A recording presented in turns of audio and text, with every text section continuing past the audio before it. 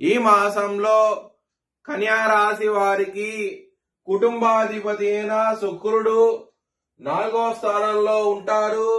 16 జనవరి నుంచి ఆయన మకర రాశికి వెళ్తారు. కుటుంబ పరంగా చాలా బాగుండబోతోంది. కుటుంబం మీద గురువు గారి దృష్టి కూడా ఉన్నది కాబట్టి మీ కుటుంబ పరంగా మంచి డెవలప్మెంట్స్ అంటూ వస్తాయి.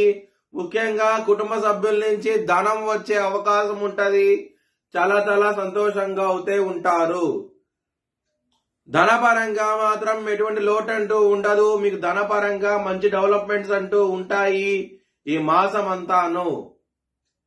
విద్యార్థులకి మంచి మార్క్స్ రావటము, మీరు అనుకున్న యూనివర్సిటీలో అనుకున్న కోర్స్ రావటము, ఇలాగ అన్ని గుడ్ డెవలప్మెంట్స్ అంటూ ఉంటాయి ఈ మాసంలో. చాలా చాలా ఆనందంగా అవుతే ఉంటారు.